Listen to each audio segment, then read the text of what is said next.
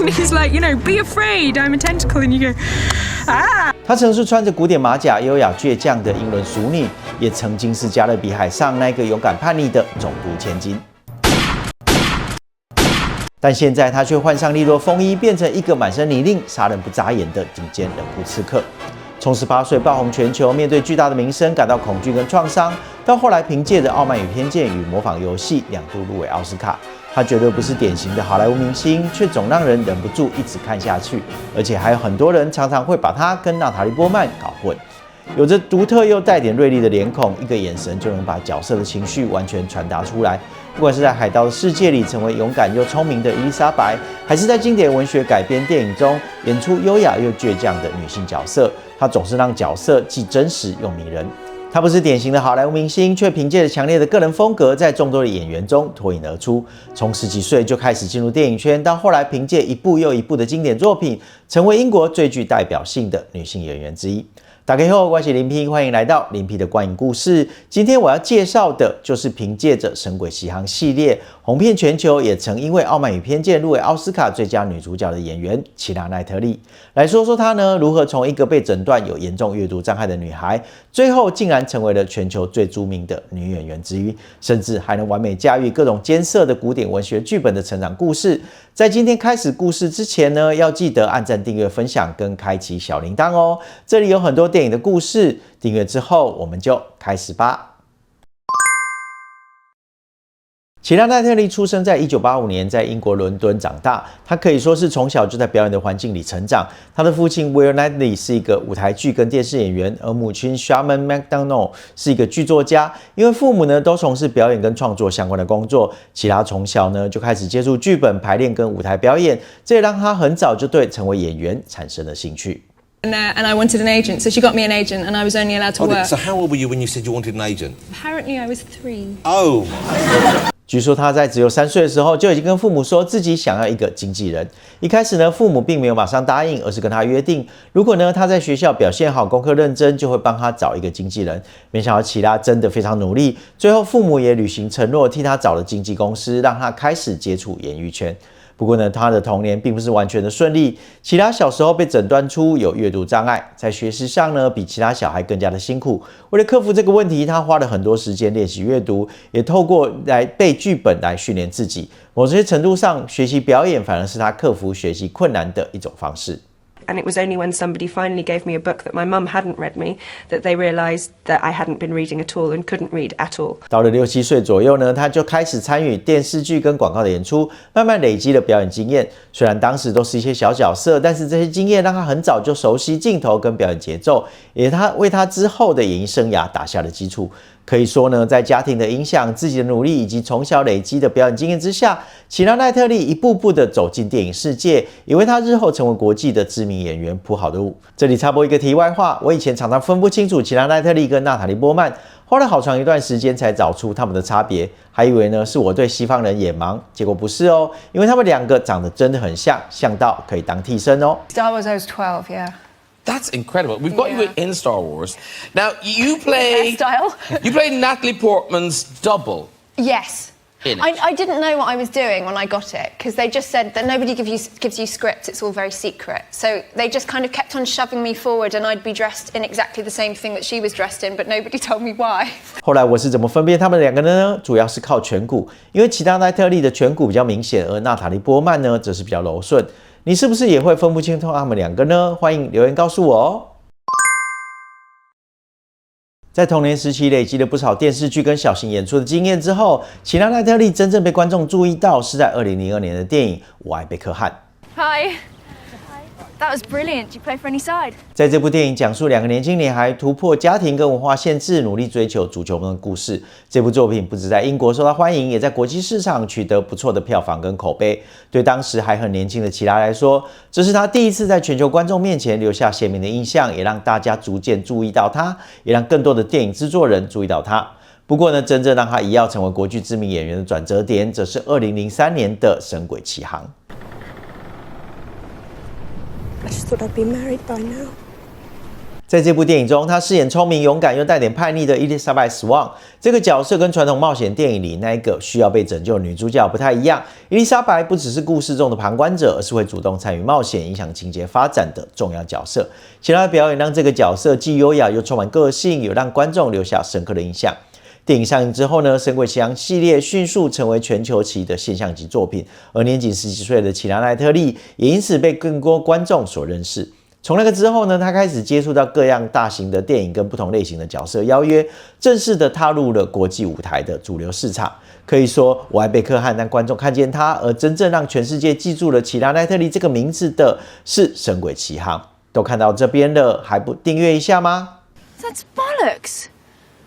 My mum's never wanted me to play. You just can't take no for an answer. 在这部电影中，他饰演热爱足球少女 Jules。故事呢，讲述2个年轻女孩在家庭期待跟文化限制下，能努力追求足球梦的过程。Jules 个性活泼直率，热爱运动又勇于追求兴趣，是电影中不可或缺的角色，也成为观众眼中那个充满朝气的青春代表。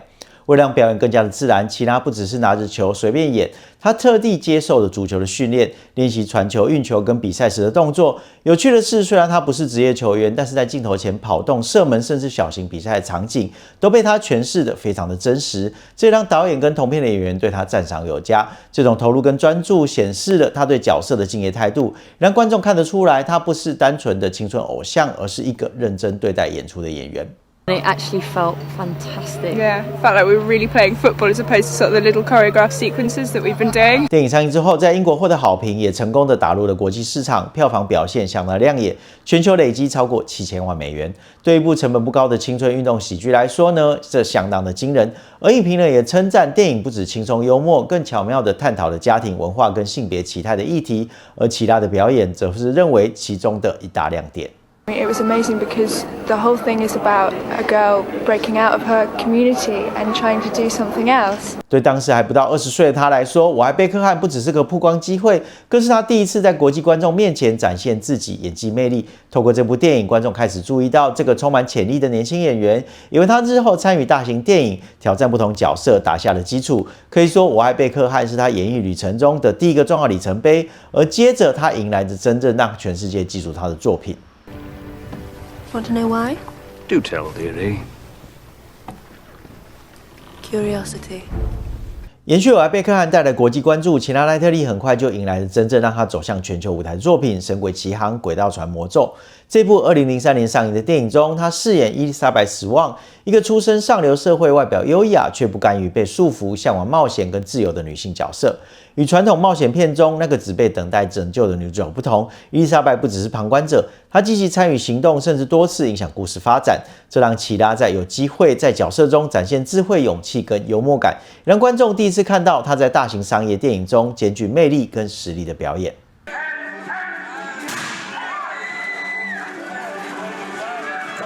为了演好这个角色，齐拉进行了一系列的体能训练，包括剑术、攀爬跟船上的动作，以确保呢在追逐、打斗跟冒险场景中看起来自然又有说服力。虽然他当时才18岁，但面对大型的动作场景，他展现出令人惊讶的专业度跟胆识。然而对年纪尚小的齐拉来说，电影上映后带来的全球知名度是一种令人兴奋又充满压力的经历。当时他才刚出道，年仅18岁，就跟影坛 A 咖强尼戴普以及当时正红的奥兰多·布鲁一同担纲主角。I'm a huge believer in if this is something that my character's got to do, then I want to at least know how to do it, you know. 电影推出之后，他瞬间成为全球焦点。回忆当时的心情，齐拉直言非常的可怕。他坦言呢，强力聚焦在他身上镁光灯，对正需要探索世界的自己来说非常难受。我本来就不是一个外向的人，所以要在这样的名气中寻找到安全感，相当的不容易。而且那是一个我逐渐走向成熟的年纪，一切都还不成气候，需要去尝试，需要去犯错。他形容这段经历对自己有些冲击，甚至带点创伤，但同时也让他对演艺生涯有了更踏实的感受。《神鬼奇航》上映之后，立刻成为全球的现象，票房高达6亿美元。不仅让强尼泰普的 Jack Sparrow 成为经典，也让齐拉奈特利的伊丽莎白·史旺一夜之间成为全球熟知。他后来回顾表示，如果有机会重来，他依然会接演这部电影，因为正是这个经历，让他现在的职业生涯更加的稳定，也学会了如何在媒体面前做自己。可以说，《神鬼奇航》系列不只是齐拉奈特利的突破作，更是让全世界正式记住他名字的重要里程碑。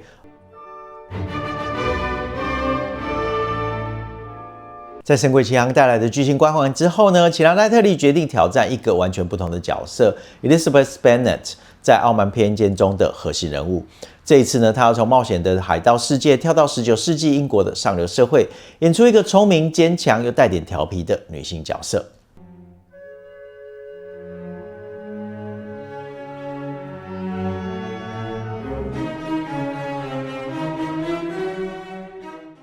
有趣的是，导演 Joe Wright 一开始对于奇拉的选角其实很犹豫，他担心呢奇拉太漂亮，他怕观众对角色的真实感产生偏差。毕竟呢 ，Elizabeth 是一个既有独立又有点世故的乡村少女，而美貌过于出众，可能会让人物失去亲近感。但奇拉用她细腻又自然的表演打消了这个疑虑，她透过眼神、语气跟小动作，让 Elizabeth 的智慧跟幽默完全传达出来，而不是只有靠外表来吸引观众。Yeah, Joe Wright, who I've worked with 3 times on Pride and Prejudice and Atonement and Anna Karenina, didn't originally want me for Pride and Prejudice because he said I was too pretty. And then he met me and said, "Oh no, you're fine." 为了让这个经典文学角色真实而立体，奇拉奈特利做了一贯的角色准备。他花了时间熟悉19世纪英国的语言跟表达方式，让自己在对白中听起来更加自然、更贴近时代。奇拉在接受访问时也提到呢，他跟导演 Joe Wright 一起讨论过角色在不同场景的情绪动机，思考 Elizabeth 面对傲慢、自尊跟情感矛盾时的心理变化，这对他理解角色的内心世界有很大的帮助。他透过与导演还有其他演员的沟通，去理解角色在不同情境下的感受，从而让表演更加的细腻而且真实。这种对角色的细心投入，加上他本身对原著的理解跟敏感，使得他在诠释 Elizabeth Bennet 的时候呢，不只是呈现一个漂亮脸孔，而是将角色的机智、幽默跟情感深度都展现了出来。观众跟影评人常常提到，他能让 Elizabeth 同时具备坚强、率真跟内心世界的复杂性，而不是流于表面的气质。电影上映之后呢，票房口碑都相当的亮眼，全球累积超过1.25亿美元。影评人赞赏奇拉的精准拿捏角色的幽默感跟理智，同时兼具细腻情感，使这部呢经典文学改编片成为当年备受好评的作品之一。她也因此入围了第63届的金球奖最佳戏剧类的女主角，同时也获得了奥斯卡最佳女主角提名，成为她演艺生涯中最重要的专业肯定。对奇拉奈特利自身而言，这部作品也特别具有意义。透过 Elizabeth， 她证明了自己不只是青春或冒险片的明星，更是一个能够掌握文学与历史角色深度的演员。这段经历呢，不仅让她在国际影坛中站稳脚步，也教会她如何在演艺生涯中平衡专业跟个人风格，为她后续挑战更复杂的角色奠定了坚实的基础。She was atrophied. She's sort of standing on the brink of something. She knows who she is, but she doesn't know what direction to go in. 奇拉奈特利在2007年的《赎罪》中饰演一个情感层次更深、复杂程度更高的角色 Cecilia Tellis。这部改编自小说的电影不只是浪漫爱情故事，更是一段跨越战争、错误与救赎的叙事。而奇拉在其中的表现被视为演技成熟的一个重要里程碑。Cecilia 的故事不只是浪漫爱情，而是一段深刻又痛苦的经历，涉及误解、追寻与赎罪等主题。奇拉在诠释这个角色时，呈现出角色的成熟跟情感深度，使这个人物在大荧幕上成为观众印象深刻的形象之一。片中最让人难忘的段落之一呢，是 Cecilia 跟 Robbie 之间压抑的情感张力。这段戏不是用大段台词来说出心声，而是靠奇拉奈特利在镜头面前细腻的表演，传达出深沉的情感。他让角色沉默、欲言又止，显得比任何的言语都更有力量。许多影评人呢都特别称赞他在这部电影中的成熟诠释。他认为呢，他把 Cecilia 的困惑、爱慕与无奈心情完整的呈现。It's really hard to choose because Pride and Prejudice was so amazing because I'd been so obsessed with it since I was about 8. 赎罪上映之后，不仅在艺术成就上备受肯定，也在奥斯卡上大放异彩，包括入围最佳影片、最佳原创音乐、最佳摄影等多项提名。虽然奇拉奈特利个人没有入围任何的奥斯卡奖项，但是呢，他在影评圈的评价极高，也强化了影坛对他的演技深度的认可。对奇拉来说，赎罪不只是另一个作品，它代表的是从青春电影跟大型的冒险片之外，成功进入需要更多精细表演的影坛领域。他透过这部电影，让更多观众看到他不只是会演，而且呢，还能让角色的情感在观众心中久久回响。Whoever loved Ordinary. 如果说奇拉奈特利的演艺生涯中有哪一部片让他再次获得奥斯卡的肯定，那么《模仿流戏》绝对是其中之一。这部2014年上映的历史传记电影，以二战时期破解德军 Enigma 密码的真实故事为背景，而齐拉奈特利在片中饰演的 Joan Clark 是一个真实存在的密码分析员。I'm only a few minutes late, and The secretary says to head upstairs. 在电影中 ，Joan Clark 是少数被英国政府选入密码破译团队的女性之一。当时的社会环境对女性科学家并不友善，因此这个角色既要展现出卓越的数学能力，也要面对性别偏见跟社会的限制。齐拉奈特利在诠释这个角色时，并没有把 Joan 塑造成典型的戏剧化人物，而是用比较内敛的方式呈现她的聪明、冷静跟坚定，让角色看起来更贴近真实人物。在准备角色时，齐拉奈特利也阅读相关 Joan Clark 的跟 Alan Turing 的历史团队资料，试图理解当时密码分析员的工作环境跟压力。电影里呢，他跟图灵之间的关系也十分特别，两人既是同事，也是彼此理解支持的朋友。这种建立在尊重跟信任上的情感连结，让整部电影多了一层人性的温度。齐拉奈特利也凭借着这个角色入围奥斯卡的最佳女配角，同时获得金球奖的最佳女配角的提名。对齐拉奈特利来说呢，模仿游戏不只是一次演出历史人物的机会，更是一次再次证明自己演技深度的重要时刻。他成功的让 Joan Clark 这样一个角色在一群天才密码学家当中依然鲜明而有存在感，让观众看到他呢在成熟阶段的表演魅力。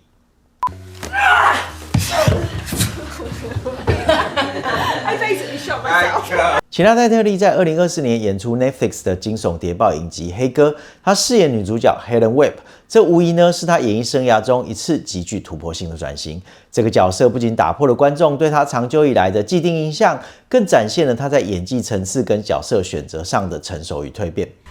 I was in your light. You were in my fucking light, man. 在黑哥中的 Helen Webb 是一个有着极度反差的双重身份，在平常呢是一个看似平凡温柔的妻子跟母亲，深爱着自己的孩子，而丈夫呢则是一个充满野心的政治家。但事实上呢，他隶属一个名为黑哥的神秘谍报组织旗下，他是一个顶尖的特务跟刺客。她冷酷高效，身手矫健，而且10多年来一直将丈夫的政治机密泄露给组织。然而，当她深爱的地下情人遭到狙杀、被暗杀之后呢，Helen 平静的双面生活彻底的崩溃，她必须在血腥的复仇之路上保护自己的家人，同时面对组织的追杀。过去齐拉奈特利最让人熟知的是她在《傲慢与偏见》与《赎罪》等时代剧中穿着马甲、气质古典、情感压抑的英伦淑女形象。即便呢在《神鬼奇航》系列中也是带有浪漫跟奇幻色彩的冒险家，但是呢在黑哥彻底撕下了他的古典标签，他换上了现代利落的风衣，穿梭在伦敦阴暗的街头。这是一个极度现代、充满世俗烟火气息、满身泥泞的角色，证明了他完全能够驾驭当代的硬派惊悚题材，不再被束缚于历史的框架中。同时呢，他在黑哥中动作戏是写实残酷，而且极具肉搏感的。无论是近身的格斗、开枪射击，还是被揍得鼻青脸肿之后的喘息，齐拉奈特利展现了一种前所未有的狂野跟疲惫感。